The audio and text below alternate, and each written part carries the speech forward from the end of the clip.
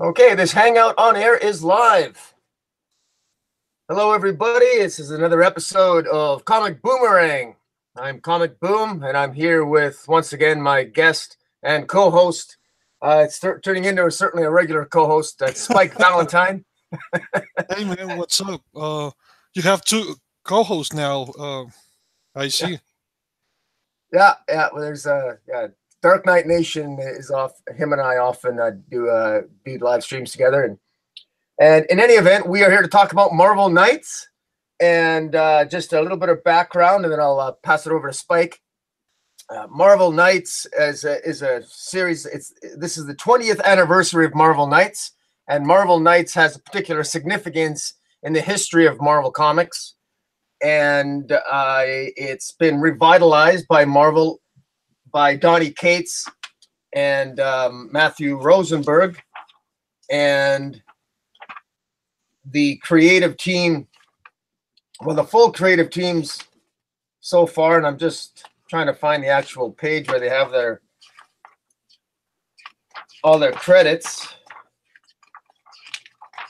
It's another one of those comics with the credits in the middle of the comic book, which was You very want me to? odd. But yeah, writer Donny Cates, penciler Travel Foreman, and yeah, I thought for some reason well, Rosenberg is writing it as well. Matthew Rosenberg wrote issue 2, but in any event, Spike, why don't you tell people a little bit of a background on Marvel Knights and why it's so significant? Oh, I was gonna pull the comic, but yeah, Marvel Knights. Well, it all started back in the late '90s when Marvel was gonna go bankrupt. That's actually the beginning of Marvel Knights back in 1998 when they basically took Joe Quesada, who was um, basically new to the company at the time, I think, and he even has told this story on Howard Stern that he went to look for a job at Marvel and they told him no, and he was leaving when some guy from some book quit, and they just like took him over because he was there, and Really? yeah, he had his event comics with his pal Jimmy Palmiotti, if you remember comics like Ash and stuff.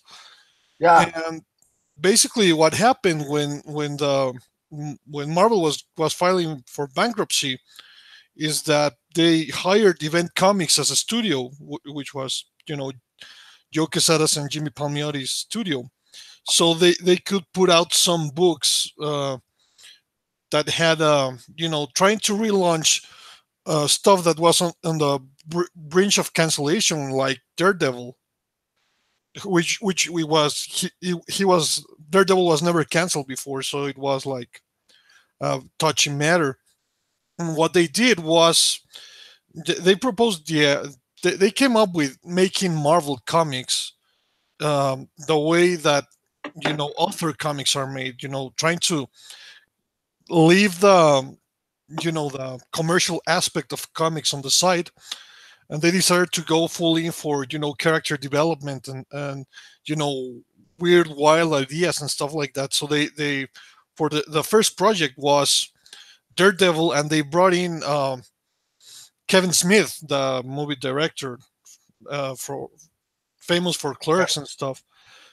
He had done some indie comics about the Clerks Christmas special and stuff, but he hadn't done like uh, a big comic. So they start with Daredevil and his idea of Guardian Devil, which was a critical acclaim when it came out, and it kickstarted the line that Event Comics was putting out with Marvel. With it started with Daredevil, then there was, I think, the Punisher, Black Panther, and the Inhumans, and they were supposed to be like standalone, standalone-ish stories and stuff. I've heard a lot of I know a lot I've read a lot about the history of Marvel Comics at that time, and I even did a little bit of video on it. It was that period of time when Marvel Knights came out. It was written about quite extensively in Slugfest, which is talking about the war between DC and Marvel Comics. And in any event, it was uh, I don't know if I've ever really appreciated how significant that period of time was, because essentially my understanding is that Joe Quesada, it was so successful that that's what led Joe Quesada to actually become editor-in-chief of Marvel Comics. Is that right? Yeah. I'm sorry. I was just you caught me in the middle of saying hi to Paulo Costa, who is in the chat. Hey, Paul.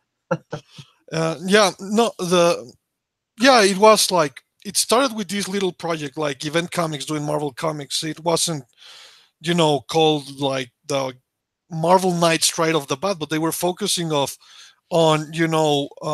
very more obscurish, more cult characters, so they could get away with going into darker, weirder aspects of the characters. And the line was so successful, it kickstarted Marvel again. It took the comic division out of bankruptcy, and it also spawned critical hit after hit after hit. So by, I think it was 2000, it was when Joe Quesada was brought up to be the editor-in-chief at Marvel. Yeah, and you really see that in the first one. Guardian Devil was the first one, was it not? Yeah. Yeah. It started with Guardian Devil. It was the first to came out, but there were four books. It was the Black Panther, the Christopher Priest wrote, Inhumans, shown here with Paul Jenkins and Jay Lee, and the Punisher. And yeah, it actually basically gave life to what will happen with Marvel Comics for the following 11 years or so. No, not 11, like 13 years, from Guardian Devil to I would say the first Uncanny X-Force. I think that's like the period I would consider heavily influenced by Marvel Knights, which also spawned another imprint, which was Marvel Max, the Max titles. A lot of people relate it exclusively to Punisher, but there was also a Deathpool Max, and there was a Phantom X Max and stuff. Well, the Punisher series that came out of Marvel Knights, was that with Garth Ennis, or was that am I like who wrote the Punisher Marvel Knights?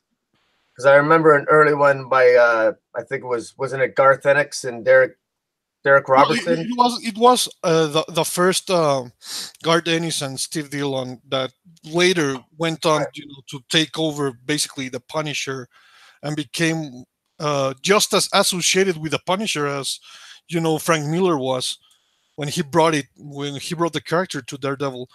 And and basically that's how the Max imprint was also spawned from this imprint. Well, one of the things that really stands out for me when reading Guardian Devil is just how it really did set the tone. Even when you say it set the tone for the next at least the next 13 years, it also, I think, set the tone for what would ultimately become this lack of shyness to make the big and tough decisions to really do something shocking with characters. Because with Guardian Devil, I mean, it was just hardcore. It was shocking. It was, I mean, it dealt very hardcore with Christian faith. It dealt very hardcore with Karen Page's Daredevil lovers, her past. It dealt hardcore with Bullseye killed Karen Page at the end of that. That's been a well-known tale for a while. But even the use of Mysterio as the villain, Daredevil was not as big a character as Spider-Man, so Kevin Smith takes a sort of a lesser-known villain from Spider-Man, Mysterio, and makes him this really sick puppy in the pages of Guardian Devil. And just it really was thought-provoking. And we were talking earlier too about just the difference in styles back then, how there was a lot more substance to it. It took me 2 hours to reread the 8 issues of Guardian Devil. 2 hours. That's how much each page had a lot of words on it, but I mean that in a positive way, not a negative way. It seemed to. I really think that back then it's you could see the love and the passion that went into it, and it's very impressive. And I think, my view is that it's sort of I take out of it where I think we've lost some of that. If I'm comparing that to this new late Marvel Knights endeavor by Rosenberg and by Cates, I don't know if it's I don't know if it stands up. Well, yeah, the thing about Marvel Knights is I think it was the spirit and the background behind the authors who made this line, which gave it, its flavor. Actually the first relaunch of the Marvel Knights line happened in 2013, and it was a huge bomb. It had there was Marvel Knights Spider-Man, Marvel Knights the Hulk, and Marvel Knights X-Men. All three of them were bad, and especially the Spider-Man one is one of the worst comics I've ever read in my life. It basically just forgot everything about sequential art, and it was just like an art project from a Call Arts guy or something. And it troubles me because it was made by a guy who I know makes good comics, Matt Kint. Wow. What happened? What happened? The story is unreadable. It's basically like it's like reading Spider-Man when you are on LSD. It's just like hallucination after hallucination, and it doesn't really have like a plot. The plot is that Spider-Man comes across some villains, and then it becomes just some fucking trippy thing. I mean, at least the X-Men one and the Hulk one were readable in the sense that they were just generic, but I mean, you could like have the sequential reading to it. But the Spider-Man one was all over the place. It was basically pages of collages. Well, well, why don't we focus more? Because I know. Why don't we start? Well, in 1998, which is when the Guardian Devil first came out, and we'll sort of work our way up because I know that you've got some. You're sharing on your screen. I'm sharing a picture of through Comixology Guardian Devil, and you're sharing the Inhumans tale by Paul Jenkins. And why don't we? Which was the first. There were the Marvel Knights imprint evolved, and it's funny because it's one. I think I've only heard about two imprints like this which evolved naturally, and that would be DC's Vertigo and Marvel Knights. Because Marvel Knights wasn't an imprint in the beginning. It was, it was Marvel hiring a studio to make comics because they were in deep shit. They didn't know what they were doing. There were layoffs and stuff like that. And it works so well. They bring Joe Quesada to the forefront, and Joe Quesada, starts condensing Marvel Knights and even puts, the characters into a title by Chuck Dixon, which the Marvel Knights are, Dagger and Daredevil and Black Widow and all these more adult characters, and that I think they represent very well the heart of that Marvel down to earth flavor that it was always known for. Yeah, like if you were talking about DC and Marvel, the thing about Marvel was that it was very down to earth, while DC will run wild with aliens and mythological ideas. Marvel tried to center it into everyday life. That was basically the difference between the one of the things that really shone through with Guardian Devil is all the aspects of that we associate with Daredevil now. Kevin Smith did a really good job of embodying all those aspects of Daredevil in one 8-issue story. It was really good. It dealt with his Christian faith. It dealt with his major villain, Bullseye. It dealt with it dealt with his love, Karen Page. It had Black Widow. It had his relationship with Foggy Nelson. It had legal battles. It had drama. It had great fight scenes. I mean, it was all, and it was very much in Daredevil's head. There was a lot of you basically, most of it was, all of it was from Daredevil's point of view. It was really, really good, and you could really see, especially now having just finished watching Daredevil season 3, I could see sort of parallels in sort of how they maybe tried to capture some of those sensibilities even on screen. So you could, I mean, here we are 20 years later, and to see those same influences still prevalent, it does speak very highly of the line.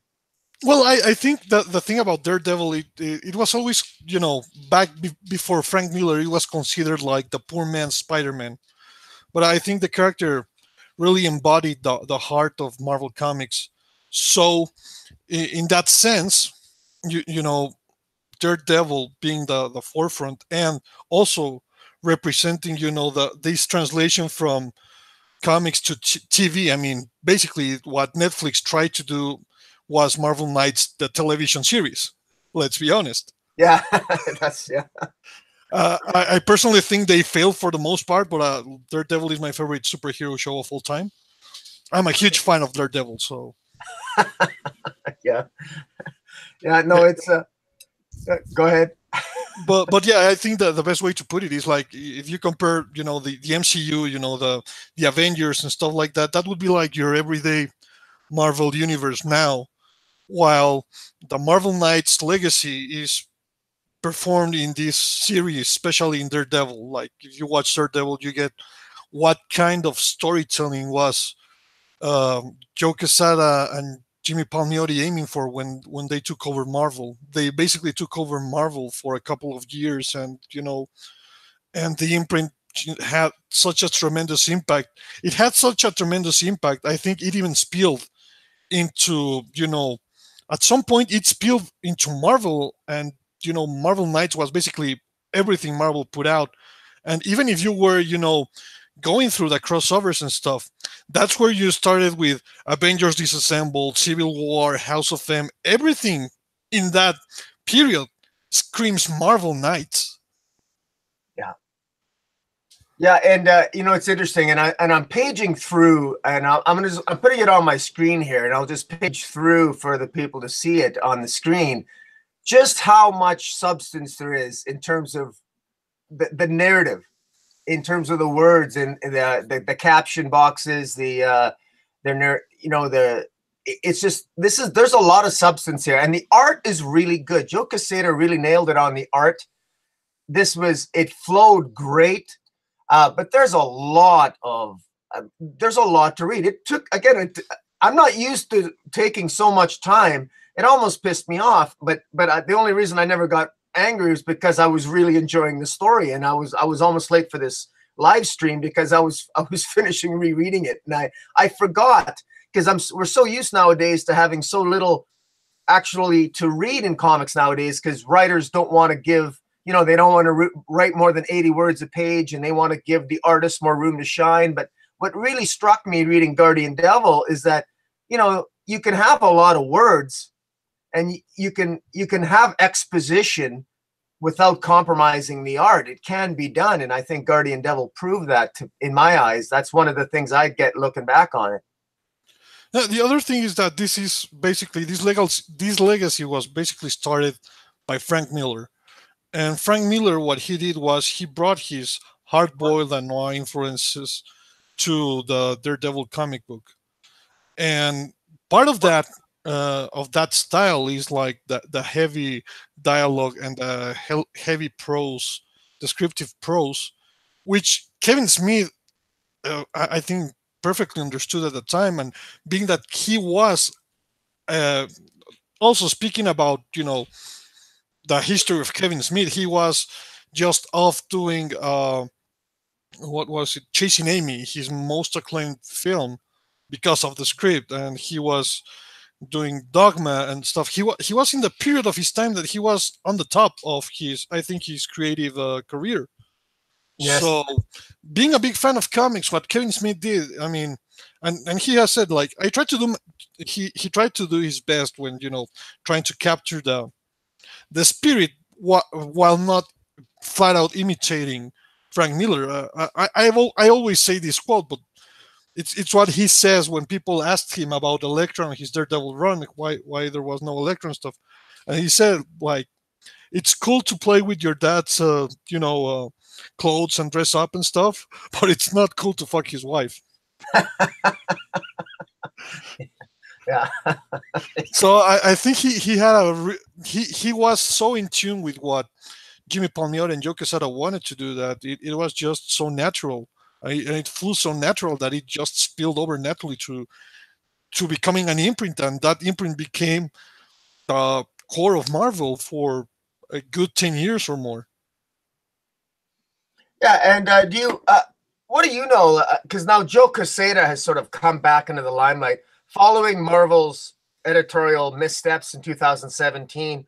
Axel Alonso was let go, and it's well known that Joe Quesada was sort of called back from being he was asked to maybe come in to give the editors a little bit of a pep talk. And how much of what this 20th anniversary of Marvel Knights, how much involvement does Joe Quesada have in this, as far as you're aware? I think close to nothing. I think he's like, I think it's special. I mean, this is the reason why he's not an editor in chief anymore. He just became involved in the corporate side of comics so much that he just, he didn't have time for anything comics. It's interesting to note, Spike, that Joe Quesada and Jimmy Palmiotti are specifically noted as editors emeritus. Yeah, but that's the thing about an emeritus title. It's just a formality. That's what it means. Like all these, like Stan Lee, after he sued Marvel in 2002, I think he was chairman emeritus. But that didn't mean he worked at Marvel. It was just like it's like being what's the name when you get an honoris causa title from a university? They just recognize that you are, important in your field, but you didn't actually get a title, and it shouldn't be considered an academic title. Yeah, sort of like an honorary degree or something. Yes. Yeah. Jimmy Palmiotti, by the way, is at DC, so I really don't think he had anything to do with this.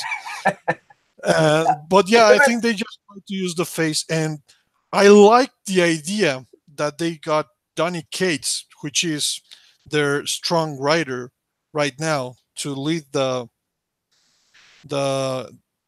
experiment. But I think it failed because it wasn't understood very well, and having different teams doing different issues of the same miniseries never a good idea. It's like having many directors making the same movie. It just doesn't make any sense. We've seen it on Secret Empire. It's also like behind closed doors. This is happening a lot. It's been said because they cut costs somewhat, and they can keep employed their friends and stuff. Let's remember that both Donny Cates and Matthew Rosenberg come from Black Mask Comics. I didn't know that. I didn't know they came from Black Mask Comics. One of the things that really stood out to me, the present series of Marvel Knights, the first two issues, and I find the art's not bad. Travel Foreman's not a bad artist. I just find that it's lacking a little bit in backgrounds. I like the second artist better than the first one. That was what I was thinking when I was reading that. At least the second issue was more visually appealing, at least to me. Yeah, Nico Henricon is the artist for the first issue, and and then the second issue is Travel Foreman, and it's a little bit odd. I think I agree with your sentiment that maybe they should keep consistent creative teams on this, because you would think that they would want to at least finish out the a story arc having the same creative team artistically and narratively. But overall, I think the story's interesting, but Well, let me ask you your opinion on this. The first two issues of Marvel Knights, I know you've read them. What's your view? How would you review them? How do you rate them? Oh, they really are low tier to me, man. I you know what the funny part is about the first issue? What I enjoyed the most was the cover because of the little Easter eggs it had. Or do you have that on your screen? Can you put that cover on your screen? I'm actually trying to, but I don't know what's going on with Comixology that it doesn't just let me. I'm gonna open a new Comixology and I'm gonna bring it up. Because we can point out some of the Easter eggs to some of the people on the Yeah, totally. because it is I never caught all the Easter eggs until you brought to my attention. I I was it's a beautiful cover in terms of how it's. I love the coloring. I like the subdued colors with, and then the centerpiece being Matthew Murdock's Daredevil outfit, sort of under his shirt as he looks clearly distraught in some way. I don't know what's going on with Comixology. It just doesn't want to function properly in my Firefox. Uh, I'm trying, but yeah. I'm gonna try to. I'll just try to bring up the cover on not on Comixology, but just on a standard screen here. I'll try it. Yeah, I don't know why it's messing so bad here. I'm gonna try to reboot it. Yeah, I think I can reboot it and it should be better.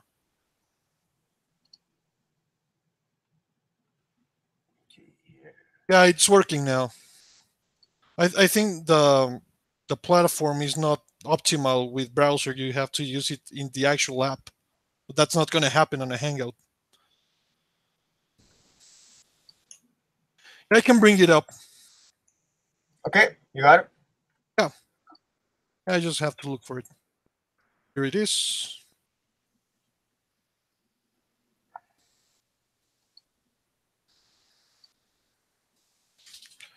Um, Let me check something.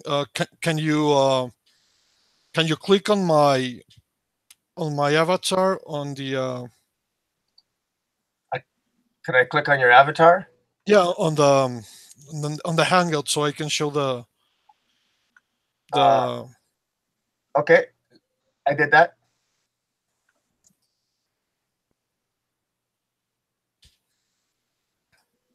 okay. If we're going like top to bottom, like this way. This is Captain America, Steve Rogers, the tall guy with the blonde tall guy with the thing in the.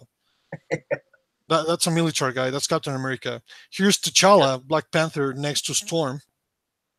Oh yeah, yeah.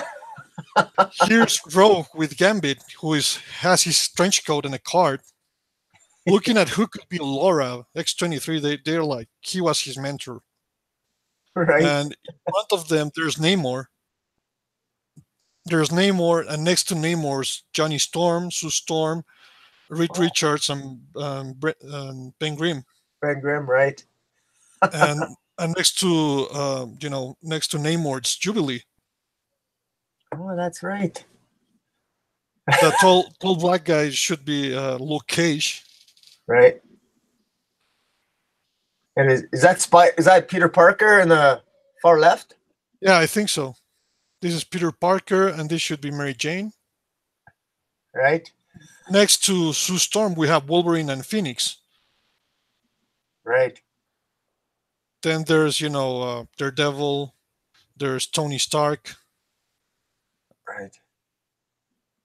And This kid, Jessica. I don't know who this kid is. It could be like, I don't know, Quicksilver or something. Yeah, probably, and that's probably Jessica. On the phone at the bottom, right? Yeah, it could be. It's hard to tell, but this one in the corner is Nick Fury, the new Nick Fury. Oh yeah, you can see the line for the eye patch. Yeah, Yeah. yeah. This is the part I really liked about this comic book, actually. Yeah, that's probably the best part. I guess In terms of the story itself, Oh, Paulo Costa corrected me, and I think he's absolutely right. That's not Mary Jane. That's Black Widow. Yeah, it makes more sense. that's right. That's more of a tribute, of course. That would Black Widow was in the original Marvel Knights. That's correct. Yeah, that would make sense.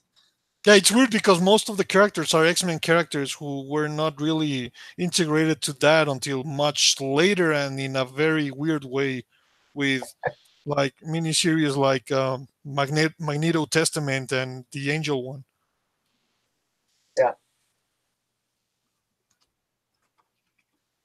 But yeah, it's I mean the story is it starts paying homage to Guardian Devil, so that's cool. I think. Yeah, with I the think death of that's Karen Page. Yeah. Yeah, that's one of the things that struck out that stood out to me, particularly after reading Guardian Devil. I like the tribute to Karen Page because it was always that was always obviously the emotional fulcrum center point of Guardian Devil was her death, and so to see this issue start off that way, that opening page, that was a nice way to start the story off. But there's something to be pointed out as well because you can see the difference between Marvel then and Marvel now, and Joe Quesada then and Joe Quesada now. Because back when Guardian Devil was out, the death of Karen Page wasn't even mentioned until the book came out. Like you didn't know anything until the book came out and it just hit you. Nowadays they just spoil the fucking books on TV or Vanity Fair or what have you. Yeah, I think that speaks to the level of investment they have in their customers and in their stories. Because back then, the mission was to make the comics work. Even if you didn't make a lot of sales by announcing the death of Karen Page, you were going to make that comic book work. Nowadays, they are just trying to, create clickbait and sell the book. Doesn't matter if you were had your story spoiled by the people who are publishing it on purpose, not by mistake, on purpose. Yeah, well, obviously the increase of the internet and the development of technology and social media over the last 20 years, that's a good point. The social media reality itself has an impact on storytelling, whether we care to admit it or not. And but trying to just focus on this as a story for in and of itself, Guardian Devil worked very well. And I found this opening issue to be immediately playing into sort of a trope, and I think it's become a trope almost that's been probably, in fairness, really developed over the last 20 years. But the whole idea of waking up in a daze, hallucinating, or nothing is real, and then slowly meeting others. And, the first two issues alone are all just used up with, Matthew Murdock, meeting Frank Castle, meeting Electra Nachos, and just sort of, Karen Page being this sort of like ghost-like lead or ghost-like person sort of leading them along. And I suspect if it plays that trope, it's just going to be another 3 or 4 issues of gathering all the forces, gathering all the people that are on that cover page that you just so detailed went through, and then eventually we're going to get the final battle at the very end. But I hope it has some unpredictability in it. But so far it seems a little bit. I hope I'm wrong. I hope it's not as predictable as the first 2 issues are suggesting it is. I think you have read a lot of comics and watched a lot of movies and stuff, and your instinct is right.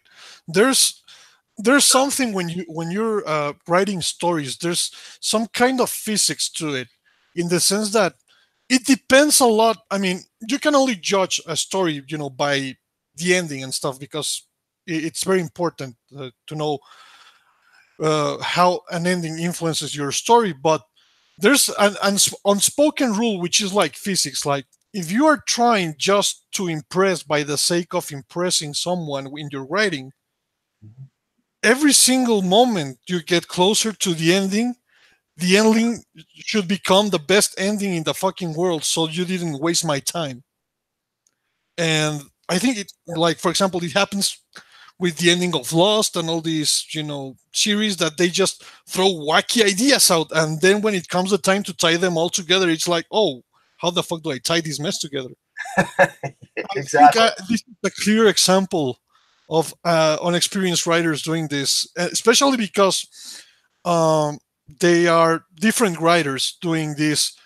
This actually reminded me more of the crossover between the Shadow and the Twilight Zone than anything Marvel Knights. This is like a poorly made Twilight Zone episode. So obviously not a Rod Serling episode, but yeah, it's like, oh yeah, the world is changing and I don't know anything. And you get to the second edition, it's basically the same thing with different characters. Yeah, and it's not only that, but you're on the first issue here, and if you even that you if you even page through from your end on the comic, and you can see the various, my criticism of it, and I'm directly comparing it to Guardian Devil, because I think that, frankly, if you're going to call something Marvel Knights and you're gonna do that, it should be a higher standard. If you look at the city landscapes in the background, I mean, the backgrounds here are they're just non-existent. You compare that to the average page of Guardian Devil, there's no comparison. Joe Quesada put so much detail in the scenes that he did for Guardian Devil, and I'll just steal it. Simply put, how many panels in comparison do we have between, I mean, I don't know if I think everyone can see my screen now, but to me, the detail, the difference in the line work, the detail and the coloring, it just pops off the page when you look at Guardian Devil. It's just incredible. And yeah, just in comparison. And I just don't think it holds much water to what's come in the past. And maybe that's, I don't think it's an unfair comparison, because to me, if you want to bark with the dogs and stay on the porch, your bark's got to be as hard as as loud as your bite, I guess. Oh, I just want to address Blasted or Stash It Comic Show in the chat. He's asking, did you read Morrison's Green Lantern? If so, what did you think of it? We actually made a live stream you can check out on Comics Booking channel. Yes, we did. Yeah, just check out the last live stream. Check out my live streams. They're on my playlist, and you'll be able to come across it. And Spike and I talked for about 2 hours on that very subject. Yeah, that's the thing. When if you bring up Joe Quesada's work, even like the panel work, the story Joe Quesada and Kevin Smith were telling was so condensed. They just made, even the sequential art had to be kind of reinvented unconventionally for that book, because not even Alan Moore uses that many panels usually. I mean, if you grab something which is very heavy with words and panels and stuff, it's not as heavy on panels as Guardian Devil, and you can analyze it. Actually, it was Guardian Devil was one of the first books I used as referent and analysis, and because I got the copy from Graffiti Designs I showed you yesterday, it included the script, it included 2 hours of commentary by Joe Quesada and Kevin Smith. That's basically where I started, to really delve into how to make comics. Yeah. So yeah, there's miles of difference, and not only that. I mean, I'm not against going. For example, the story I always talk about, Namor, the Submariner, the Depths, which was one of the later Marvel Knights projects when Marvel Knights became like an Elseworlds imprint, which was very good. And most of those stories are, it's like for like 4 years in a row, they published top-notch stories, one after the other. And if I showed you the artwork, and this is the important thing, if I showed you the artwork of Submariner, The Depths, I'm going to show it to you right now. You'll see that this artwork the artwork should service, The story. the story. Yeah, that's the thing. You need the adequate art for your story, and this is not what is happening with or I don't feel that this event was more nostalgia than people actually involved being fans of Marvel Knights. I think that's what happened here. That I don't know, because sadly, Marvel Knights was a big hit in the beginning, but when we started with Avengers Disassembled, and that Marvel Knight spirit poured into the mainstream Marvel comics, the commercial tendency just went back to the mainstream Marvel universe with all the Avengers crossovers. All the famous ones: Disassembled, House of M, uh, Civil War, those kinds of things. Yeah. Well, very clearly that Marvel seemed to be, with all those big events, they seem to be very much inspired in order to sort of bring that sort of harsh reality, the storytelling became even more real. And I think probably Civil War was the epitome of that. And so it did have its advantages in terms of how it inspired Marvel moving forward. It's just, unfortunately, I guess it's as anything, it reaches a point where we can get maybe too much of a good thing and things get a little bit too bloated. And the commercial element, I think they sort of they came to a point where they abused it, and it led to, unfortunately, the editorial debacles of 2017, which I think Marvel is now desperately trying to sort of find their groove again with this revitalization of MK20. The other thing, that when that happened, it didn't have, you know, such horrible consequences for a long time, like for years, because even though they returned to they made a new format to make it more like a mix between Elseworlds and Vertigo with the Marvel characters, and explore really out there ideas that really dug into characters in the way that you just couldn't publish, in mainstream continuity for years, when the imprint became the more specific imprint of these Elseworlds. I'm not kidding you. Maybe two stories are not that good. Yeah. At least in my opinion. I'm gonna show you right now one of the stories I always talk about. People don't believe me. This is probably the best Namor story ever told,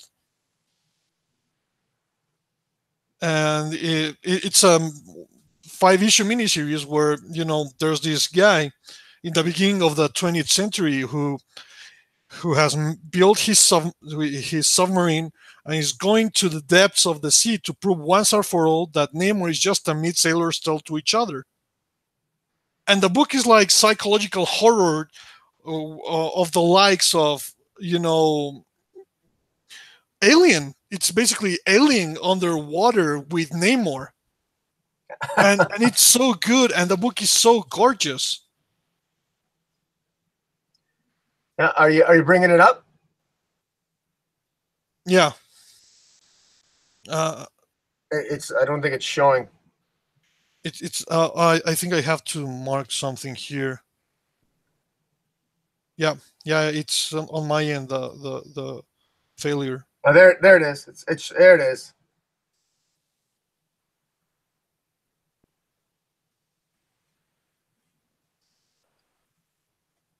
And they went with this more realistic approach to the pages, and this very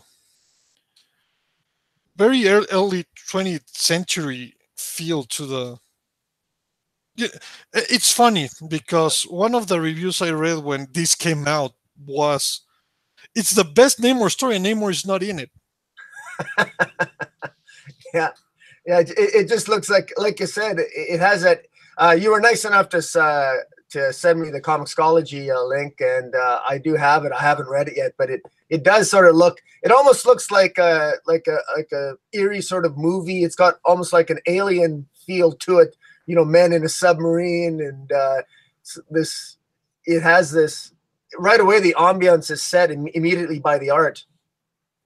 Yeah, and the other thing about this is that I think it also reminiscent of Marvel's, because it's basically going through the origin of a character through the eyes of mortal men, like in Marvel's. Yeah, no, I know what you're saying, and it's and Submariner is a good character to do that for, because he is sort of this. He is part of the scene. He doesn't exist in the he doesn't live in the cities of the Marvel universe. Obviously, he's in the deep sea, so that whole mysterious element, it works for the character. Yeah, it has elements to so many great things, and it's such a genius retelling of the Namor story, in my opinion. Yeah, and it happens over and over again. For example, there's one of my favorite Daredevil stories, again from this imprint, which is not Guardian Devil, which I also love, is Daredevil battling Jack Murdock, and it happens just before basically the first issue of Daredevil, and it's the story of how Daredevil was brought up, and it's the story, a very heartbreaking story about his father, and you know, and the artwork by Carmine Di Giacomoneco is just amazing. That's also when they started hiring all these European talents. So they are so great. This book, actually, the Submariner, is about. It's not. It's drawn by Isad Ribic. Oh, way back. Oh, that was how old is this? Isad Ribic? How long? This is, I think, almost 10 years, if not 10 years old. And Ribic was also he also did Loki, which later it was even animated, and they called it Thor and Loki Blood Brothers. They actually animated a lot of Marvel Knights stuff, and they even slapped the Marvel Knights seal into the Astonishing X-Men by Joss Whedon and John Cassaday, and they published them as motion comics, which is interesting.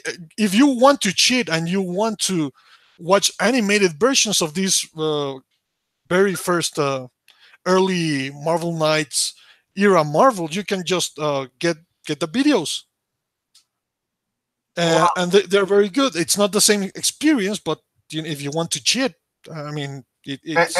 I'm sorry, the videos. What are they? What specific videos? The cartoons you're talking about? They're not cartoons. Remember, like the '60s cartoons where they just cut out Jack Kirby's artwork and they just animated that. I don't know if I do. Is that from the '60s, back in the '60s, when they have these cartoons, the Captain America cartoon, there was a Namor cartoon. Okay, I don't. I'll have to Google that on YouTube. Maybe it's on YouTube. I'm not. There must be snippets, but actually, Marvel has put in their page at least the Black Panther one by Christopher Priest. You can watch it on YouTube free of charge, uploaded by Marvel. And it's the Marvel Knights Black Panther motion comic. They take the pictures from the comic and they sort of kind of animate them a little with voices and stuff. Wow. That's I mean, if you want to get into Marvel Knights but you don't want to read hundreds of comic books, you can do that. Well, that's something to keep in mind. Although I got to say, Isad Ribic, I love his art. I love him as an artist. I had no idea that he's been at Marvel for as long as he has. I didn't realize he did this kind of work. So because now I'm not used to him having sort of like a painted finish on his art here. I'm used to his style more. I guess it is. I mean, he did Secret Wars, didn't he? Didn't he? Didn't he? I think he was the artist for Secret Wars because it kind of looks familiar there. I think he was on Secret Wars, yeah. Yeah, because it's he's a great artist. Yeah. Yeah, yeah. There was this guy, and what was the other one?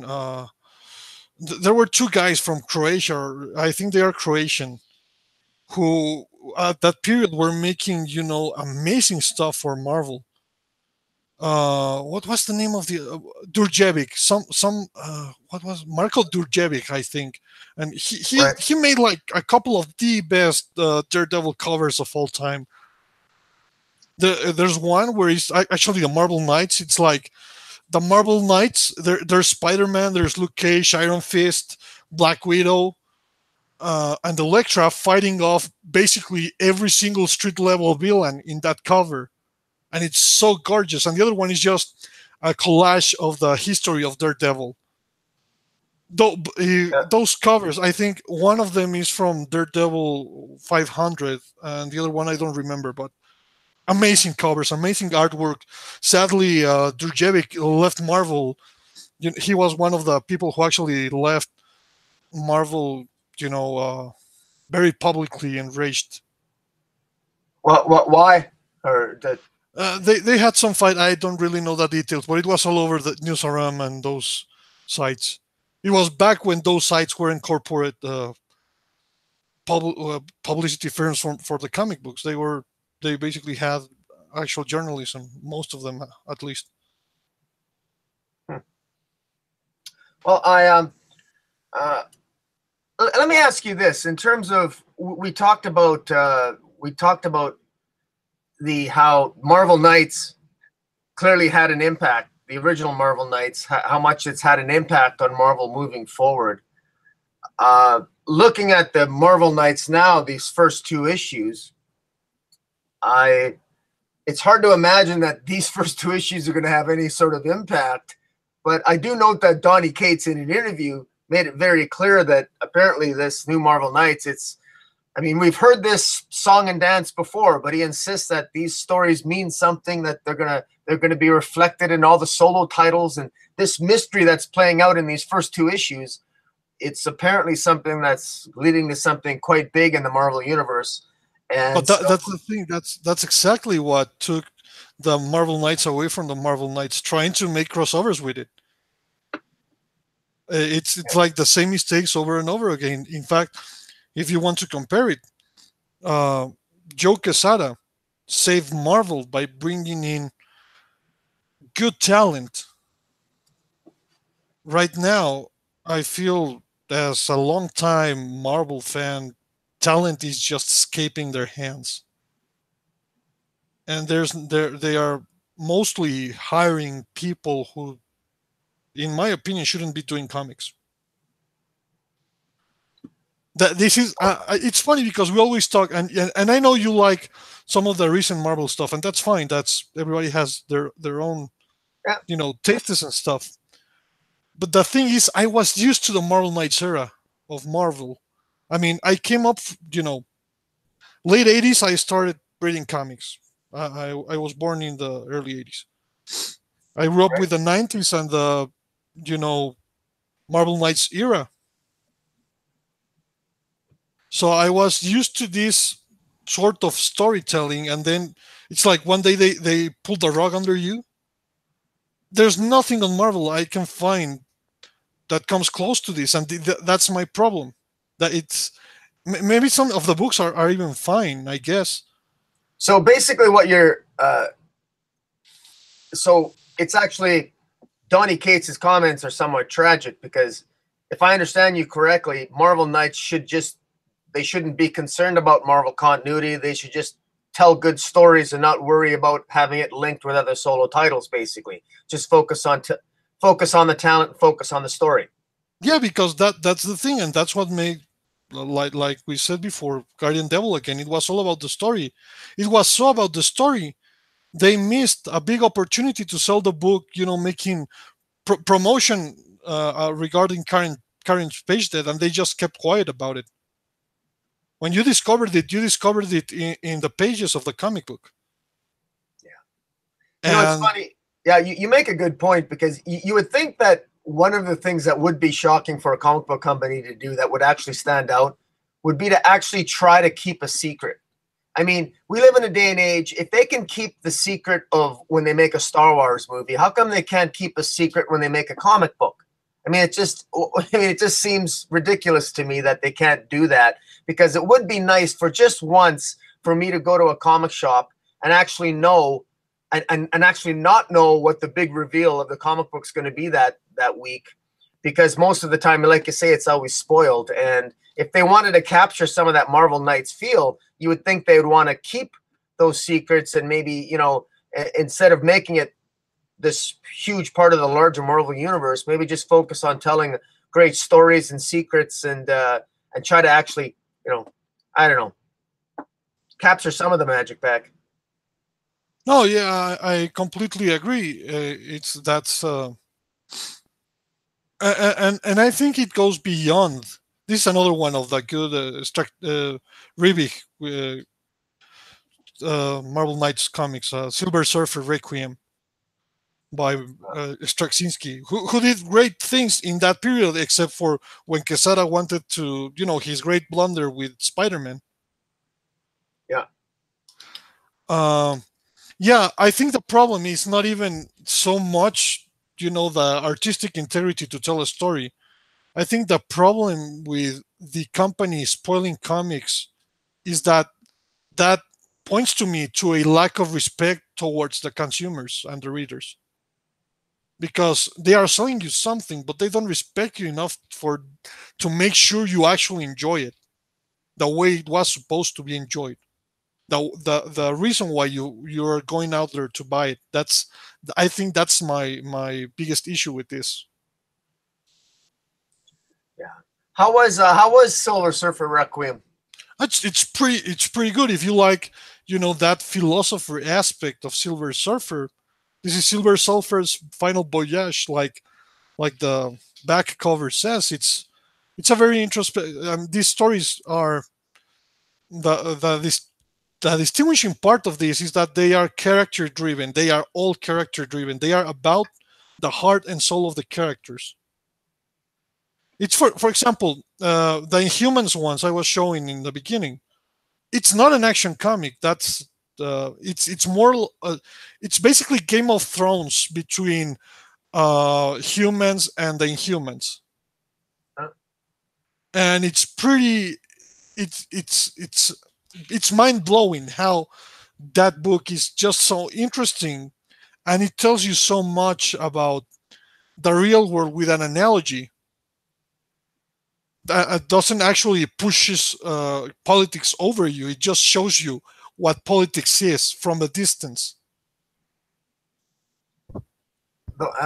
That's you know, you make a good point, because I think that's one of the things that's maybe missing with a lot of comic book storytelling nowadays, is they're so concerned about developing their own universe, whether it's the Marvel universe or the DC universe. They sometimes lose out on the opportunity to draw analogies to our world, so that we can relate to something in our world, because they're so busy building their own world. They sort of miss out on the metaphors and the symbols that can be reflected and tell us something about ourselves. Yeah, for example, even the one of the most interesting stories to me, at least, is Spider-Man Reign, because it's a retelling of the Dark Knight Returns with Spider-Man. But I think the impressive thing Carrie Andrews achieved is how organically he tailored the story to to be a completely Spider-Man story, and to be, you know, you go into it knowing, because it wasn't a secret, it was a tribute to the Dark Knight Returns. But when you read it, you totally forget about Batman or the Dark Knight Returns, because it's, simply put, the last darkest Spider-Man story ever told. Yeah. It's you know, Spider-Man in the future. He's unemployed. Well, he's not unemployed. He's a flower delivery guy, and Mary Jane's dead, and New York City has become a police state, and the kids are just asking, "Where's Spider-Man?" I'm gonna have to read that again. I know I collected that back in the day, but boy, I just can't remember the story. It's one of the comics I go back because I really like what Carrie Andrews did there, and also because his style, he used a very cartoony approach that we saw in his later works with Iron Fist. That's where it came from Spider-Man Reign. But he did it in so it fit that dark cartooning. Basically, Frank Miller used for the Dark Knight Returns, and Carrie Andrews is a very versatile artist. He both wrote and drew the whole thing, and he's also been known to paint covers for Marvel, and he does cinema and stuff. I mean, the guy's really talented, and that's the people I would like to see doing these Marvel Knight stories that have an actual, you know, why not grab, you know, it's basically like this. It's what Chris Claremont did back in the day with his what was the name of that one with that X-Men story is very famous. God Loves Man Kills. Yeah. That's all you need to do to get me to buy your comics again. Just hire a guy that can make them. Well, I gotta say, I mean, it's the oddest thing, but why? It must be difficult to capture the magic again, because they tried in 2013, and as you said, that there's Marvel's attempt at Marvel Knights didn't succeed in 2013. Now they're trying it again. From your insights into the industry, do you have any reason to believe that there's some hope that on the horizon that this new Marvel Knights initiative might capture some of the magic or not? This is funny because Paulo Costa keeps bringing this up, and he's in the chat right now. He doesn't bring it. He didn't bring it in this chat, but he constantly talks about it. And it's that at some point Marvel is going to get so bad that they're going to go back to hiring some independent studio to make the comics because they just can't. And then exactly what they did with Joe Quesada and with Jimmy Palmiotti with Event Studios. Exactly like that. And it's not even the first time they did it, because around that period of time, they also hired Udon, the guys who do the Street Fighter comics and stuff. They hired them for the Deadpool run. They were it was Gail Simone was writing it and Udon was drawing it. Well, it's funny because it reminds me a little bit, this topic of conversation. It reminds me a little bit with what Tom Taylor's doing with the Injustice saga. They get Tom Taylor to write a sort of alternate universal take based on a video game, and it's probably most people, quite frankly, the average person on the street who doesn't collect comics, if they have read a comic book, it's often Injustice. If they've read a DC comic, it's usually related to a video game, and it's Injustice. And it's because it's also a really, really good story, and it's genuinely not connected to the DC universe, and it's probably arguably one of the best stories in the last 10 years in terms of how successful it's been. And it sort of has a little bit of some of the shadows of what you're mentioning here, in terms of sometimes just having a fresh face and a fresh set of eyes and letting people write what they want can be a good thing. Yeah, and it's not like, I mean, you mentioned Injustice, which is a really good example, because Injustice is I actually own the video game. Yeah. Injustice is made by the guys who revived the Mortal Kombat franchise, the NetherRealm studio. Yeah. And there's even examples with Marvel.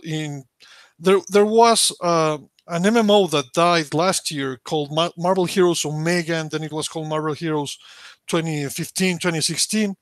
It was made by the guy who made one of the most popular games of all time, Diablo. And it was so enjoyable. Yeah. And it's the thing is, the problem I see is when Event Comics came in, they came in with a creative set of mind. They didn't came in with editorial mandates. They didn't came in with, we want to push these characters, we want to sell to little kids. They came in with, we're going to make the best story possible. Okay, what's our budget? Can we hire Kevin Smith?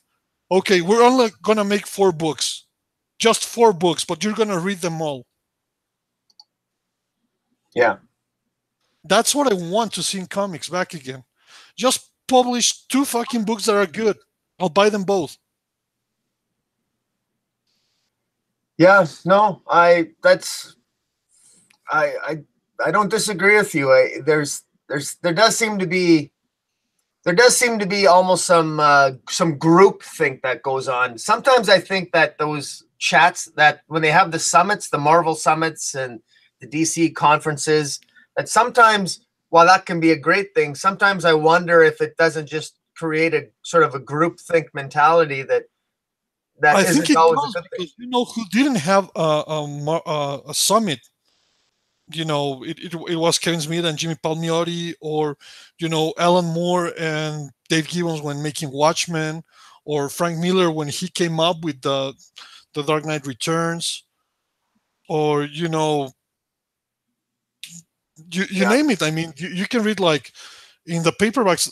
The thing I like about paperbacks now is that they usually have like foreword or afterword or something, and you hear the story about how projects came to be. And for example, if I've talked to the people who made um, Craven's Last Hunt, and Oh yeah. how the story mutated along the across the board. It's in the latest trade paperback. It's so interesting because it was mostly the pattern in common was they wanted to tell a real good story they came up with.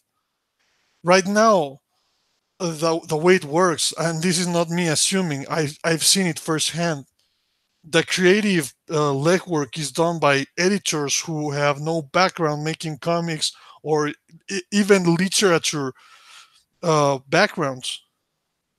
So, how do you expect to run a company that publishes stories when most people working there have no relation with the craft of making stories?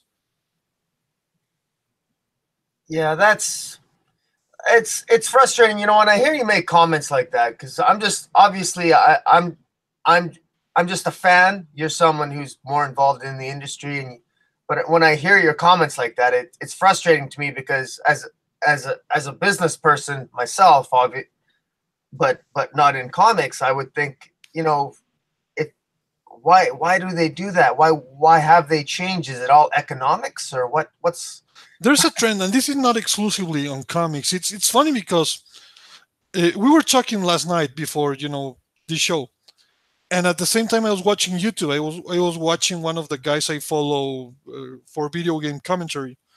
He was just basically saying the same thing I'm telling you, just from the side of video games. And it happens in Magic the Gathering, and it happens in movies, and it happens right now. I think we come from such a corporate environment that festered so badly that uh, companies are just about making money. And I'm not saying that that's a bad thing, but the way they are about making money is that you, consumer, are obliged to buy whatever crap I sell to you. I am entitled to your money and you're gonna conform. That's the mentality I see companies across the board coming in. And I think that only works in only one business in all the whole world, and that's banking. With banking, you basically have no fucking choice. yeah. I mean, it's that or you die. And Disney, the way CEOs are treating the all the creative endeavors is like a bank.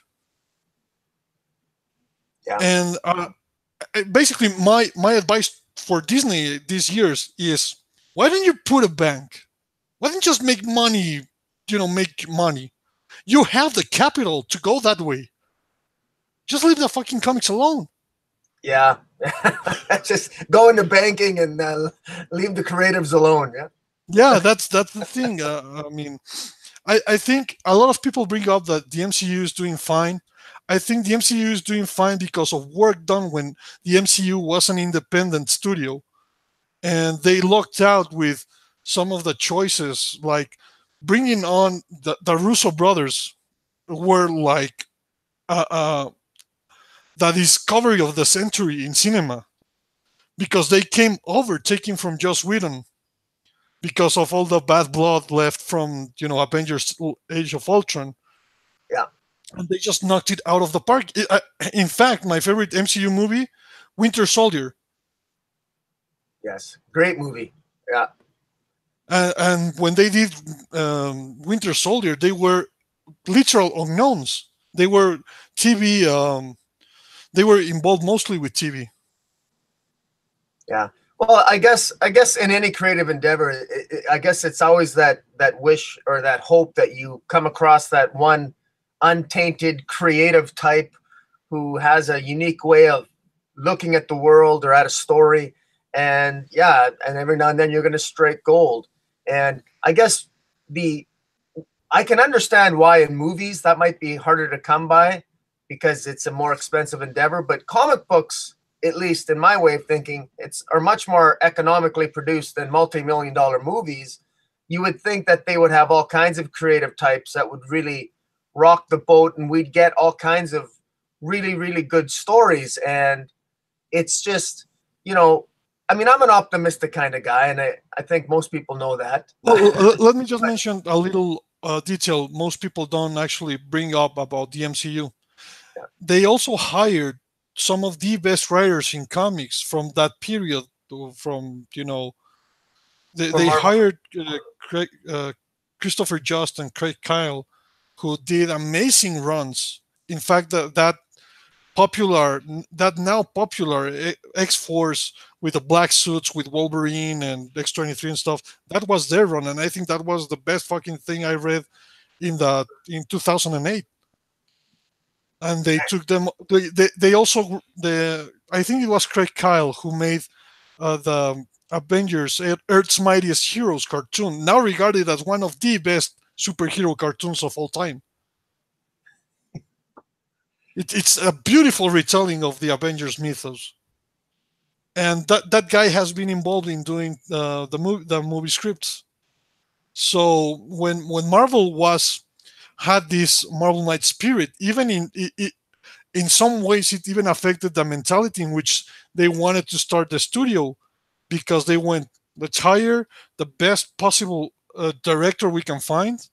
Let's get the best writers we have to put into our movie projects. And I guess, well, I guess with comic books, maybe the economics just isn't there, so you can't. But it would. I think it is. I think the problem here is that they are also not marketers or economists. So if you have a line when every single month you have to pay out for people who worked on 100 books, let's say they are paying 75 different people for those books, because some people do more than one book. Let's say they are paying 75. Why not just reduce the line, but make sure you sell it all? I think that long term, and I have the facts on my side. Long term, you're gonna make a killing because those books will keep selling if they are evergreen products. Like, most of the comic book revenue today, I think, comes from stories that were written in the 80s and the 90s. I think the yearly reselling of X-Men Days of Future Past, Frank Miller's Daredevil, The Age of Apocalypse, stuff like that, selling it every single year, that has made millions upon millions of sales for 30 or 20 years. I think that's better than pushing some guy you like once, whose shelf is not going to even be reprinted because nobody wants to read it. America Chavez, I swear to God, you're not going to see those papers reprinted a lot. It's yeah, we've talked about this before, and you've mentioned that point numerous times, and I do find it very interesting.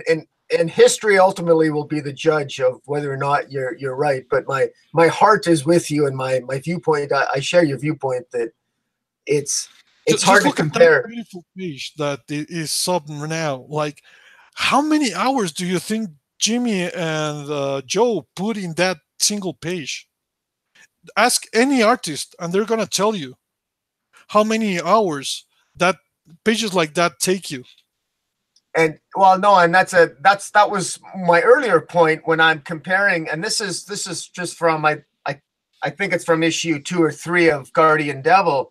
When I compare that to the art of the first 2 issues of Marvel Knights, I mean, it's just this is way just plain better. It's just more visually stunning. It's in your face. It's colorful. It's emotional. It's vibrant. It's alive, and there's lots of there's a lot of exposition, but the art is not compromised because of it. And not only exposition, the way, for example, look at the single images, how you're retelling in a single page the origin of the Hulk, of Daredevil. Yes, yeah, You no, that's know, exactly right, and that's exactly what that page does. It reviews all those characters of Daredevil, Hulk, all in one single page, and Spider-Man, and it's it's not only the inking and the penciling, it's the mind that, okay, I need my page to tell you. We're just talking about one spread page to tell you the origin stories of Spider-Man, the Hulk, and Daredevil. While, if we compare how many story is put into that spread page, we have 2 issues of the new Marvel Knights anniversary series. They they don't have as much story to tell as that single spread page. They are basically, there's a mystery and we don't know what it is about, and there's a lot of superheroes in it for 2 issues. yeah, no, there's just not a lot of substance there, and I don't, and don't get me wrong, in comparison to other comic books presently on the stands, I think the first 2 issues of Marvel Knights are certainly competent, but to me, I don't know if when they say a rising tide raises all ships, well, I'm not really sure that the quality, that the tide of quality of comic books overall has risen a lot in the last 20 years per se. I think it might even have gotten a little bit lower, and it just seems to me that the standards here should have been a little bit, maybe should have been higher for something. If you're going to have Marvel Knights, I just don't see it. To me, this is just, it almost feels like a little bit like a cash grab, and it just feels really like it's a trope. And even listening to the interview with Donny Cates, to me, especially after talking with you, I don't know if I want, why would I want a Marvel Knights story to link the entire Marvel universe? Why do I want it? Don't I want a self-contained story that feels great and feels personal and passionate from the person writing it, and that's not what this is. I don't know how the present Marvel Knight reflects what's happened, reflects or honors what came before, particularly if you go back to the original. And there's a little detail I think we missed. Even when Marvel Knights, because Marvel Knights did have, they basically condensed the idea into what can be called an event book, the Marvel Knights series, which was about, going to get the Punisher, the Black Widow and Daredevil and Dagger. They go to get the Punisher, but that was its own story in its own book. If you wanted to read that one, you just had to pick up that one. Yeah. You didn't have to go pick up, Daredevil this and Nick Fury that or whatever. I think that's the way events should be handled. Like, if I know there's, don't get me wrong. I also know there's people who want, their crossover books. I think they should make, that's why editorial lines and, that your editorial line has a goal is so important, because that way, okay, you want people, there's people who want to see every single superhero in every single issue. Okay, let's make this comic book is about that. But if you're reading Iron Fist, You're just gonna read Iron Fist because that's the guy you want to read, and we're not gonna take it into weird directions just to fit in some other character's agenda because you're a fan of Iron Fist, and that's why you're paying. That's really Yeah. not that hard to make. It's been done. It's been done by Marvel before. They just don't know their own history. That's what I keep saying. You have people in charge that didn't know they've had two Muslim teenagers for years who think they just invented the wheel with the Miss Marvel. Yeah. Yeah. Yeah, and they get and they ride that and they've continued to ride that wave, and they've absolutely milked all the publicity they possibly can out of that, and it's made the career of at least one Marvel And the Marvel. name of that creator of that Muslim teenager, Ethan Van Sciver. It was Ethan Van Sciver and Grant Morrison. This is how ridiculous things have gotten. Oh my God, that's like absolutely shocking. It can't be Ethan Van Sciver, anybody but Ethan Van Sciver. Oh my Yeah, God. that's it. I mean, if you were gonna tell San Aman an actual ghost story or whatever, tell him who created the first Muslim teenager for Marvel. That's a plot twist she wouldn't see coming. Yeah. Well, that's actually pretty good. And what is the name of the Muslim teenager created by Ethan Van Sciver? It's Suraya, also known as Dirt from New X-Men. Also known as what? Dirt. Oh no, Dust. Dust. My mind slipped a little bit. Dust. Well, with a name like Dust, maybe that's why they don't want to advertise that too much. I don't know. There's another one. There's Monet from Generation Next, but her Muslim heritage was basically kind of retconned later. But I mean, both of them predate Miss Marvel. Yeah.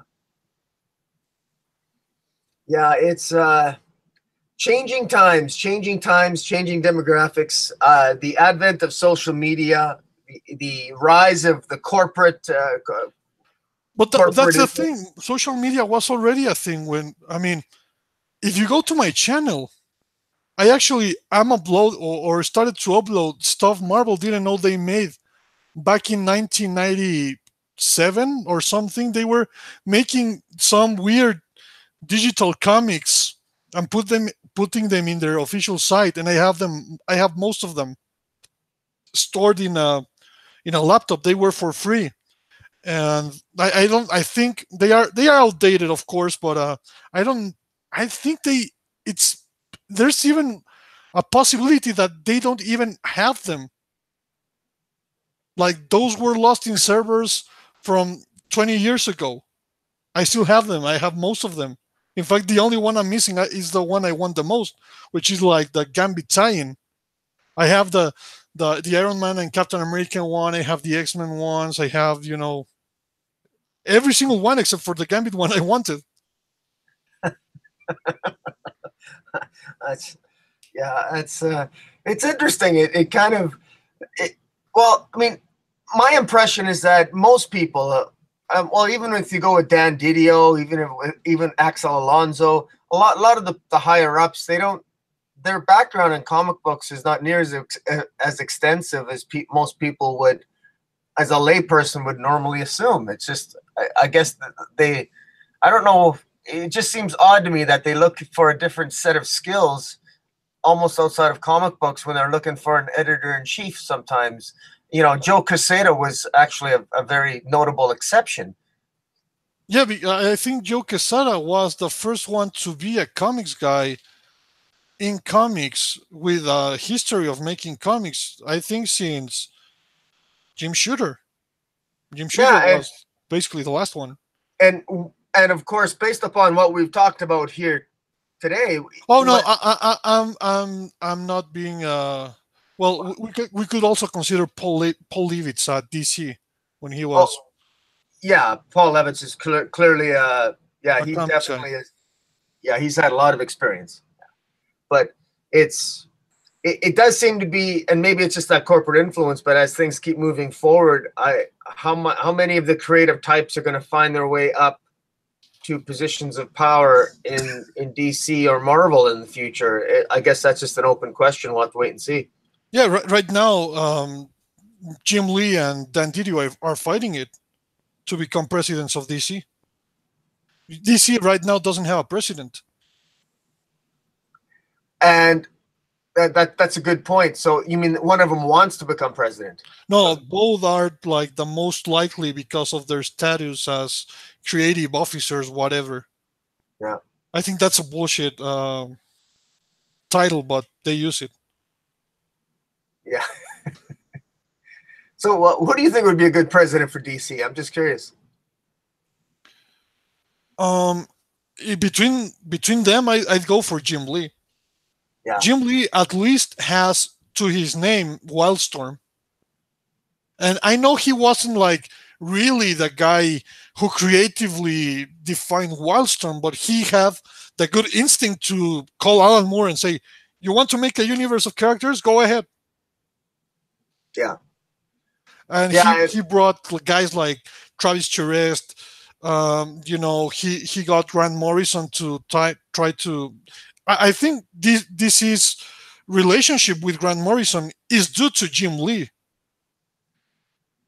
Yeah, no, I think you're right on that, and I also find too the counterpoint to that. I do find that Dan Didio's instincts, they don't generally work out too well. I mean, he's got some successes under his belt, but I think, well, quite frankly, lately,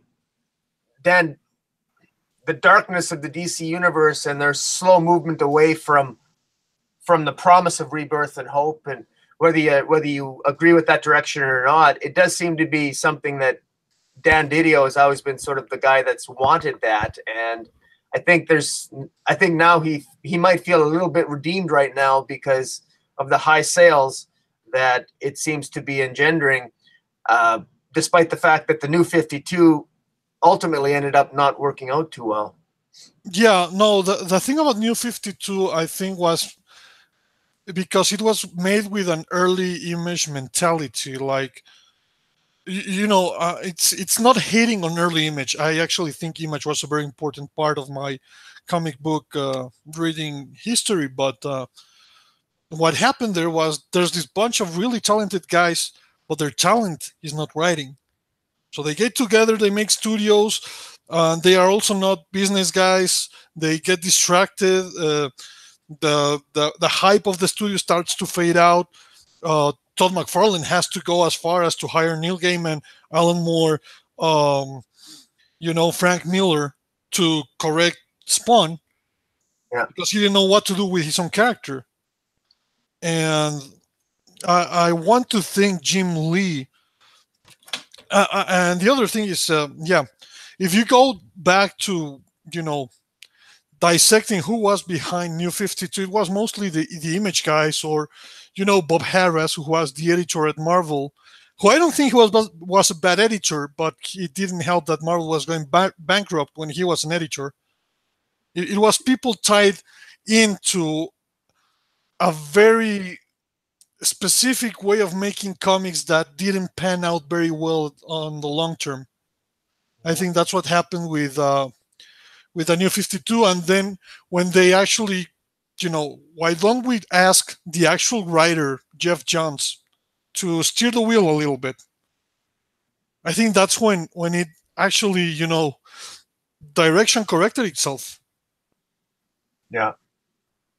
And I think that's important for comic book companies to realize, yes, this is to make money and stuff, but first and foremost, you need to tell the story to make money. So focus on the story. Everything else will come. Yeah. Yes, and that. I mean, for example, we have guys like Frank Miller with his Sin City, already a hit movie, Hellboy. Both of them have 2 movies to their belts and cartoons of, Hellboy and whatnot. And it's possible to make it without a corporate mentality, especially when your niche is mostly focused on art and storytelling. Because if you just want to make money by investing money, I suggest you open a bank or buy bonds at Wall Street or whatever. Yeah. Yeah, it's unfortunate because you would think that with all the corporate power that Disney has with Marvel, you think that they would have lots of opportunities and lots of incentive to let creators do what they want, to create independent lines. Like for example, I admire DC for having their, at least they try with different lines like Young Animal or Black Label. I mean, at least, I mean, you know, you have the resources, you have the money to do that. Go out on a limb and let creators do what they want. And I know even the new Vertigo. I know people we've criticized Vertigo, and you can talk about the talent that they're hiring or the lack of talent on the Vertigo titles, but at least they're trying. But I don't know. I would call it taking a chance, but you're right. I think you're right in that sense. Yeah, I might not agree with what they're doing it, but at least they are taking a chance, or at least they are diversifying, their imprints. I actually enjoyed their New Age of Heroes. Terrifics to me was my favorite DC comics book until I stopped reading it. Yeah, it's it was mostly misses with the New Age for Heroes, but at least, I mean, heck, if you're going to publish like 100 freaking comic titles a month, even if you only have a 10% success rate, I mean, I suppose that's better than nothing. 1 out of 10 isn't bad, I suppose, or at least it should be more than that. But good Lord, but yeah. Wow, I got to tell you, Spike, this has been enlightening for me today, because I never really appreciated actually looking at the quality and the content of Marvel Knights. It's been 20 years. I feel old. Yeah, it was the popular comment in the chat. Like, I can't believe it's been 20 years. Like, I don't know, but Guardian Devils it's like it came out yesterday.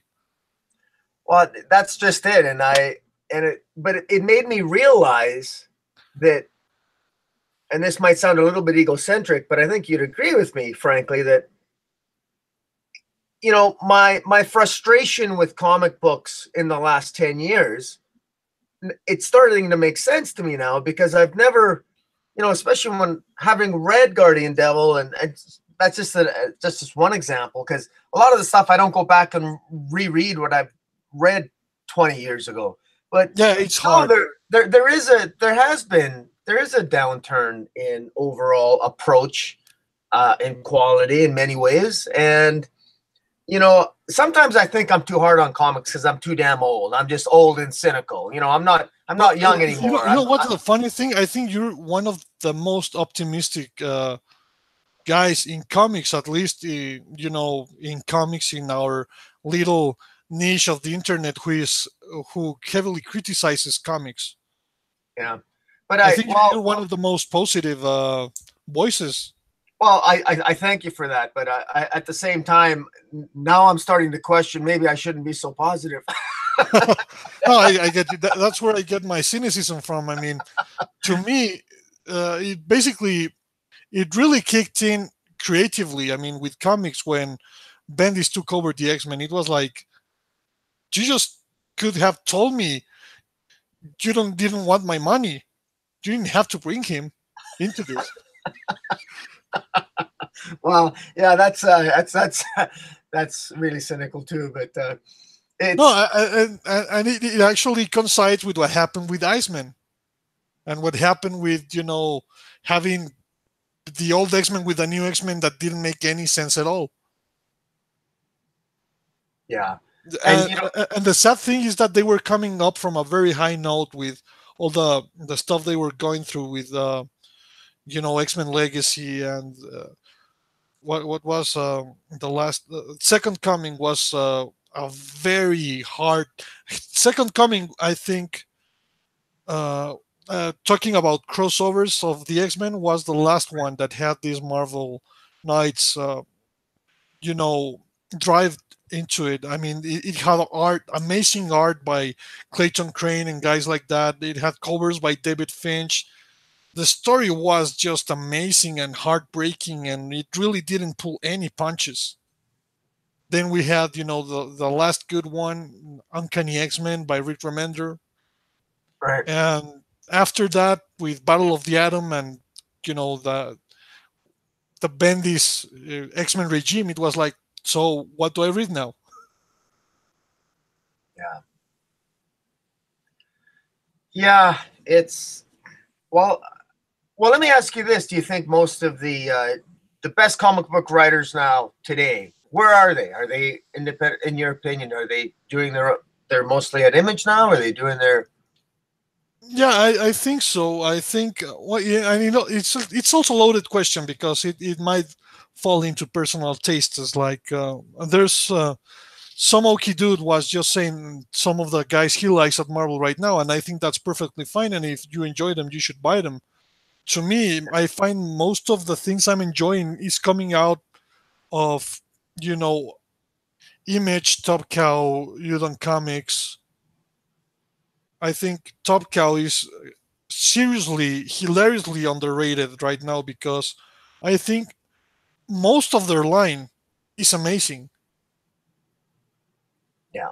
I, to be honest, I can only think of one modern Top Cow comic book I think sucks, and it's the new Witchblade.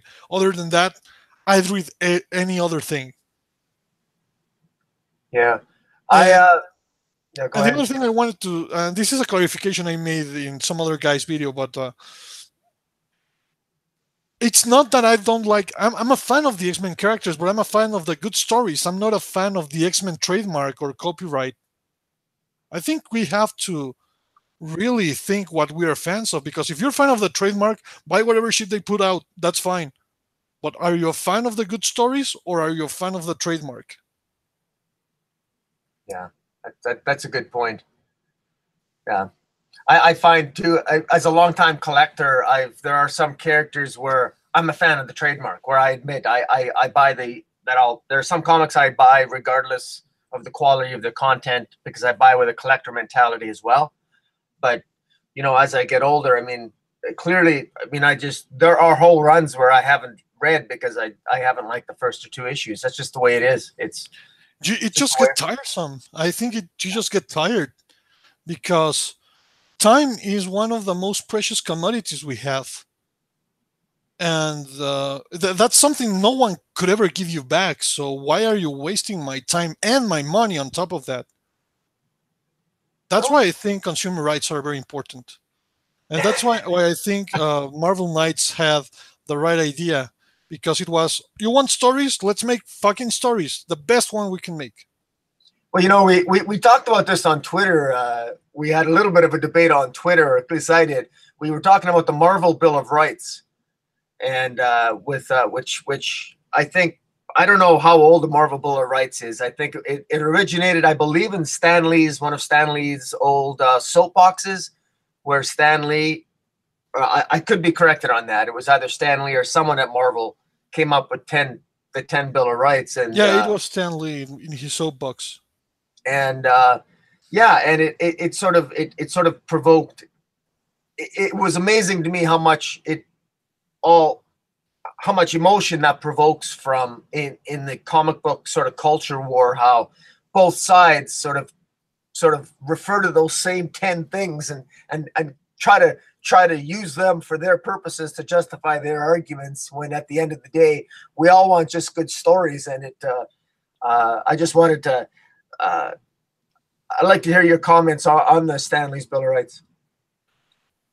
Well, to be honest, I think the Bill of Rights is a cute idea, but it cannot work if the Bill of Rights is just this. It's like when when Stanley. And this is not a diss on Stanley. Like, I get where he was coming from. I get this was his job. He was a salesman. He could sell anything. And he was selling to you the idea of this, Marvel is also a democratic community.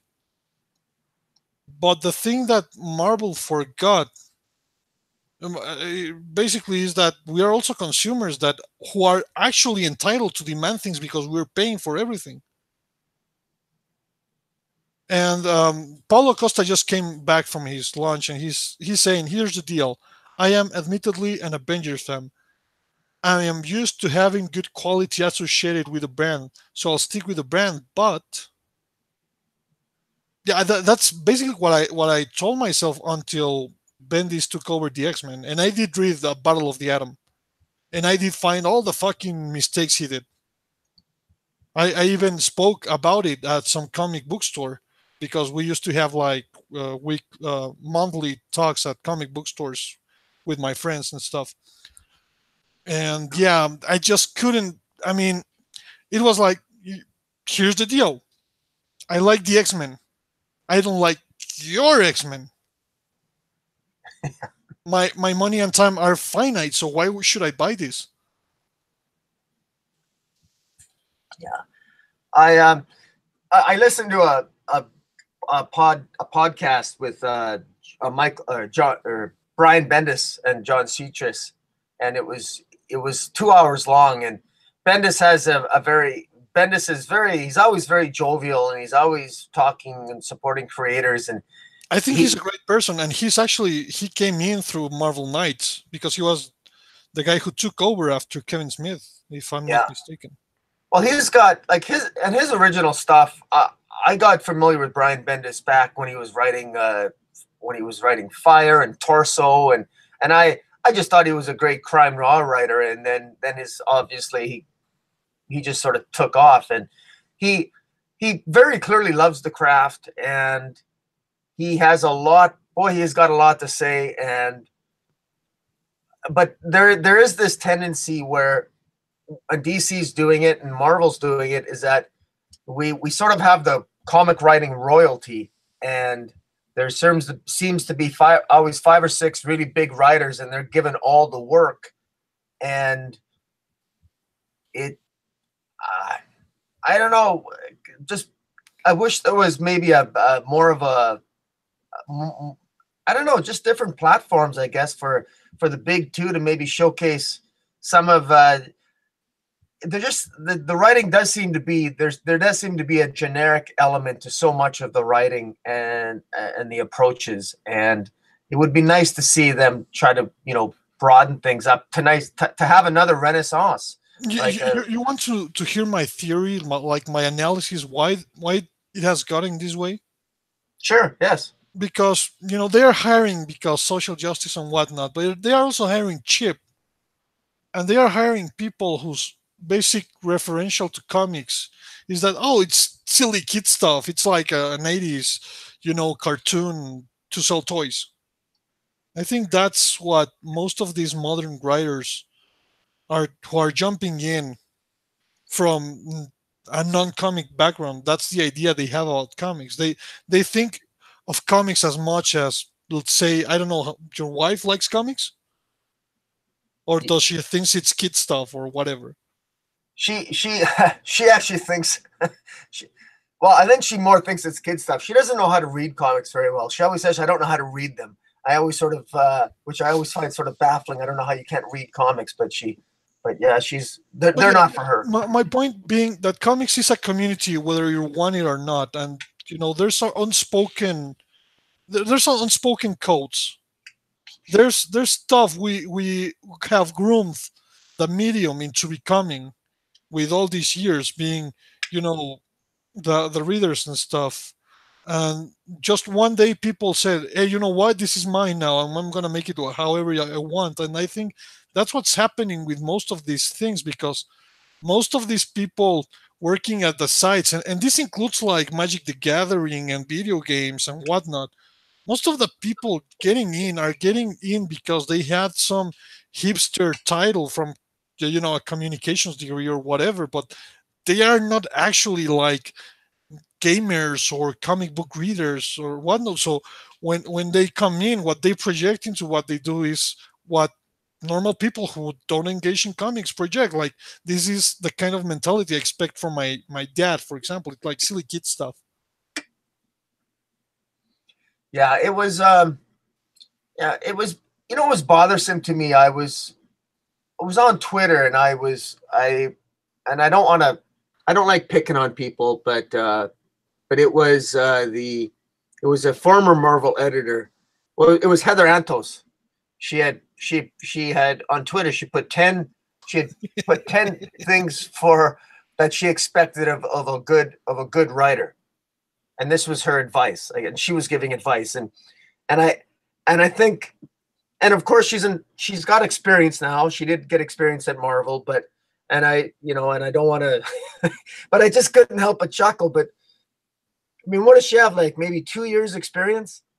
And there's bad experience too. I mean, if you are used to making, and there's two schools of thought in this dichotomy. The first, and this is mine because I actually saw her Pinterest. Her editing skills comes from memes she found on Pinterest, and I made a video about it. And probably the list that she showed, it came from some of those Pinterest memes. We could verify that. Uh, the other thing is that how this lady, let's say she put in some effort to it. I think she has some theater background. Okay, I don't know what Uh, that has to do with comics, but I don't think she was editing anything at all, and I'm not talking specifically about her. We've seen how the books are presented, and more than that, I've received the scripts that are allegedly edited by three people before I got them that have mistakes a Mexican had to correct.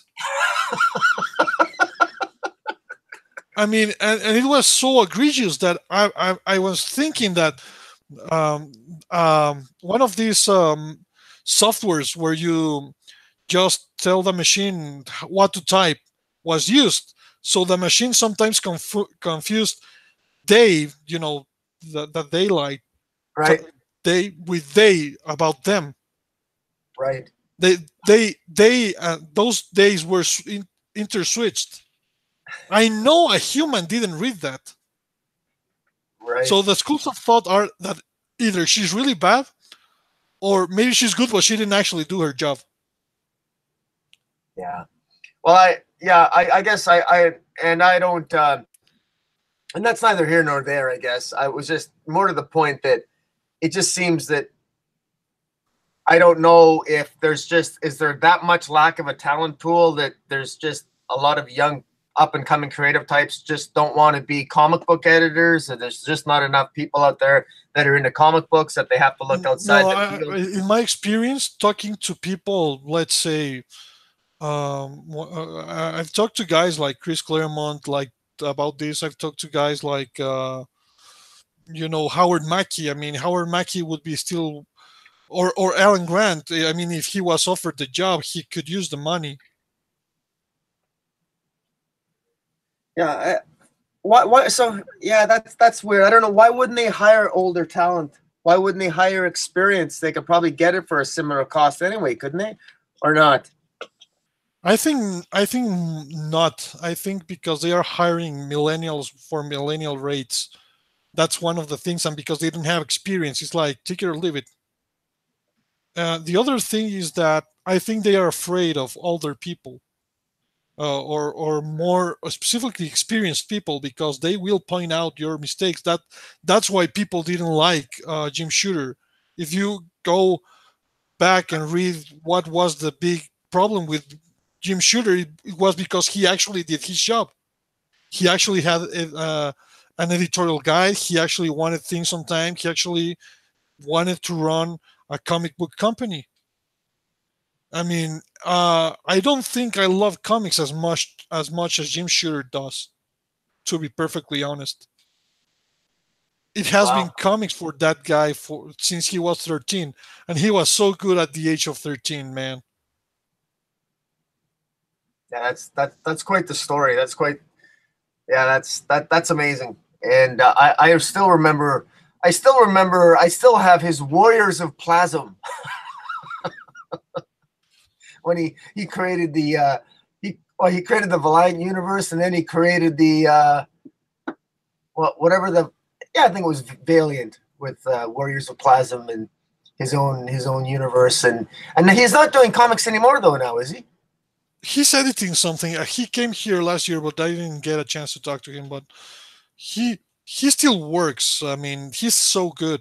And Paulo Costa is saying that Jim Shooter was pointing out mistakes in current comics in his blog as far as back as 2011. And yeah, the guy and most of the guys, for example, you'd be amazed to find out that Marv Wolfman has been working for Marvel properties for a long time, but he just does like little editorial things for like the video games or something like that. Yeah, and I know he's done some work on Raven. I think he's writing a Raven series, or at least he did for DC. But yeah, and I think it's gonna happen. Like, I think it's happening with movies more visibly. Like, for example, take the cast of the Avengers. Most of them are over 40. Yeah. And there's no like new talent that you can point to. Like, oh yeah, this is gonna be like the new Quentin Tarantino, or and I think it's happening in every single field of art. Like, this new millennial generation really dropped the ball, and I don't even think the millennial generation exists, but that is a thing that is measurable. Like, it's becoming more and more a trend to rely on old things because the new ones just don't cut it. Yeah, I hear you. Well, it's we're coming on 2 hours now, so I want to keep this to 2 hours. So just your final comments on Marvel Knights, and then we'll sign off. Anything else you want to comment about? Any final comments? Or it's always better to read a good comic than a new comic. So if you want to really delve, if you want to really know about Marvel Knights, or if you want to, you know, see what the nostalgia was about, I think you're better served going back to the actual Marvel Knights than the series. I think that would be money better spent, and you'll find some great underrated stories like you have no idea. I mean, in the worst of cases, the stories were entertaining. In the best of cases, I think some of these stories could compare to Batman Year One or stuff like that, like Battling Jack Murdock, Daredevil, Battling Jack Murdock. I think it's the Batman Year One of Daredevil.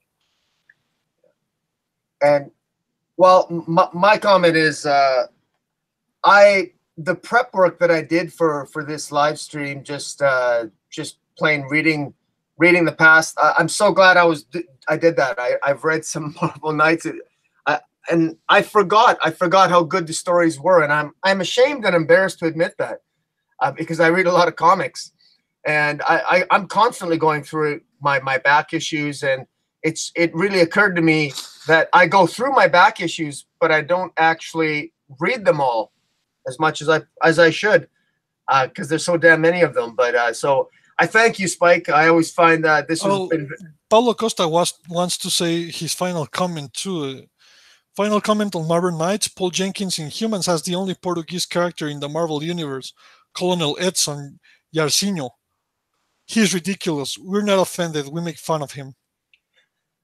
And that's actually true. It's one of the generals in the Humans, and yeah, it was a good talk. And I think my thing, and why I always rant about the Marvel Knights is because I know you're a DC fan, but to me, when I was trying to get into Marvel, when I was doing the impossible to get a job at Marvel Comics, it was because I wanted to be a Marvel Knights writer. Like, you could even read the pitch I made for the Ghost Rider and Punisher story in my blog, spikevalentine.com.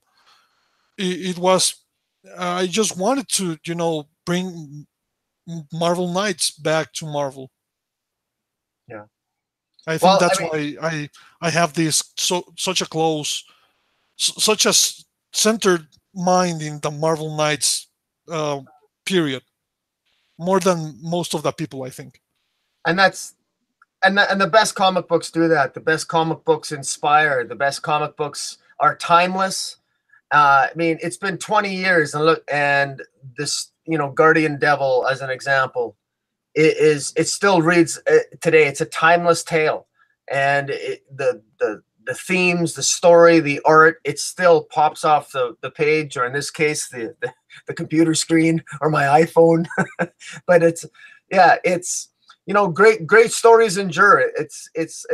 You've always said, Spike, that these comic books are modern day folklore, and the best folklore, it's like mythology. It's a religion. It really never goes away, and it endures. And I thank you again, Spike, for your insights. It's always a blast.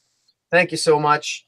No, thank you for having me, and thank you for, the Marvel Knights copies. At least I got to see what happened.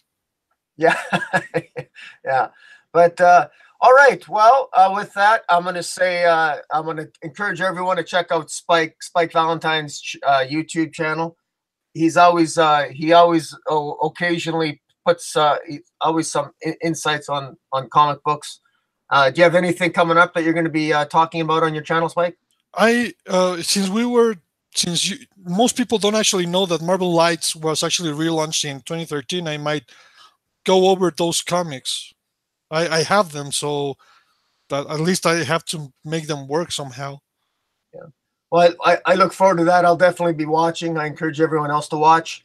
I'll be posting my next review on DC's Justice League's Crowded Earth. I'll be posting that probably today, and maybe I'm going to be doing another live stream in the next week or so on Canadian variants from the early '80s, which I've got some.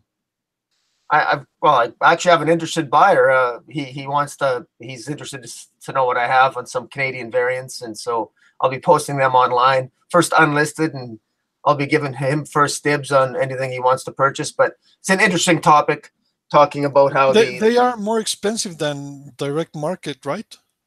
Well, if you're into that, like but theoretically, from a supply demand. If there was back in the 80s, before there was a transition to the direct sale market, Canadians, we went through a time when our prices were different.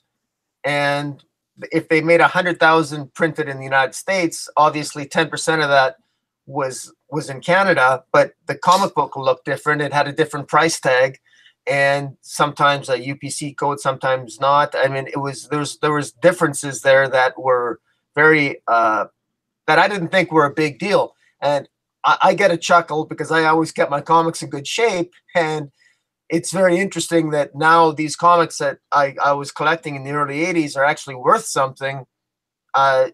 If your average comic book in the 80s is worth today like $5 American, $3 to $5 American, if you have the Canadian variant, it starts at $10 American. If you care that you're buying a Canadian variant or you don't. And I would say to my American friends and my Mexican friends, obviously, that a lot of people on eBay, when they sell their comics, don't realize that they're selling a Canadian variant. Sometimes you might be an American, but you might, or Mexican, but you might actually come across a Canadian variant, and just remember that it's worth a little bit more if it has. There's all kinds of ways you can see it's Canadian variant, which you can watch my videos, or you can Google it. The Canadian variant has its own website, and it's all explained on their website. Just type in Canadian variant comic books. But I digress. That'll be in a video. And thank you again, Spike. Oh, thanks for having me. Always a pleasure to hang out at Comic Boomerang. All right. Well, guys, we're going to sign off now. So it's Comic Boom and Spike Valentine. We are out of here.